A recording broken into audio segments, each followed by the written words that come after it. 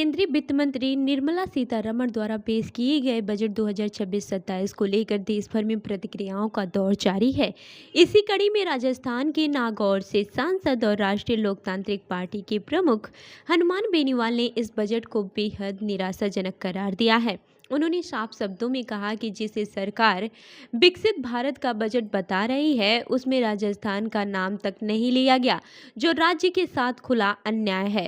बता दें कि हनुमान बेनीवाल ने कहा कि इस बजट से राजस्थान के युवाओं, किसानों और मध्यम वर्ग को बड़ी उम्मीदें थी, लेकिन बजट ने उनकी उम्मीदों पर पूरी तरह से पानी फेर दिया।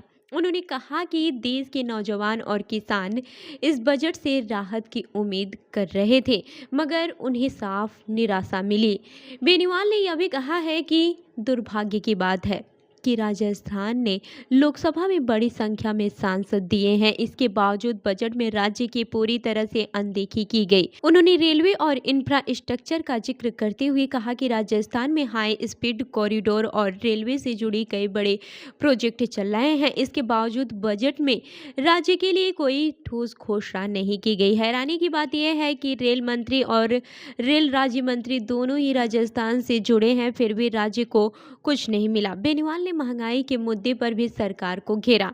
उन्होंने कहा कि पेट्रोल, डीजल और गैस की बढ़ती कीमतों पर बजट में कोई चर्चा नहीं हुई, न ही सोना चांदी की लगातार बढ़ती कीमतों पर ठोस बात की गई। विकसित भारत की बात तो की जा रही है, लेकिन ये कब बनेगा, इसका कोई स्पष्ट रोड मैप सरकार ने नहीं बताया।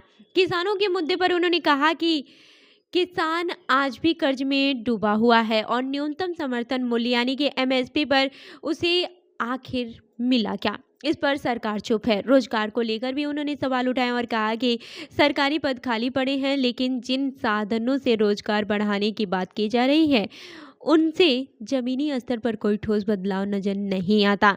अंत में हनुमान बेनीवाल ने कहा कि उनकी नज़र में ये बजट पूरी तरह से जीरो है और राजस्थान के लिए तो डबल जीरो है, क्योंकि राज्य का नाम तक बजट में नहीं लिया गया। तो इस खबर पर आपकी क्या राय है, हमें कमेंट करके जरूर बताएं और ऐसी ही अन्य खबरों के लिए हमारे चैनल को लाइक करें, शेयर करें और सब्सक्राइब करना न भूलें। मिलते हैं अगली खबर में, तब तक के लिए देखते रहिए आरएल न्यूज। धन्यवाद।